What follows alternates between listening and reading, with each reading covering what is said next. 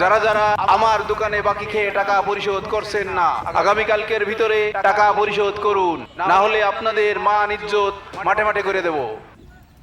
জাফর ভাইস্তে, দোকান বাকি 420 টাকা, আগামীকালকের ভিতরে আমার নাম কষ্ট মনে হচ্ছে। না হলে শালা 450 টাকা বাকি খেয়ে তো বিপদে পড়ে গেলাম। শালা তো মান সম্মান সব পথে ঘাটে করে ফেলাইলো। বিষয়টা চেয়ারম্যান সাহেবের কাছে জানানো লাগছে। দাঁড়া, তোর আমি দেখছি। চেয়ারম্যান সাহেব, একটু দাঁড়ান, কথা আছে। কি কথা বলো? কি বলবো চেয়ারম্যান সাহেব, আমাদের উত্তর পাড়ার ওই মাহমুদ মিয়া আছে না, হ্যাঁ মুদি দোকানদার, হ্যাঁ হ্যাঁ। ওর কাছে সামান্য কয়টা টাকা বাকি খাইছি, যার জন্য সারা গ্রাম মাইকিং করে বেড়াচ্ছে।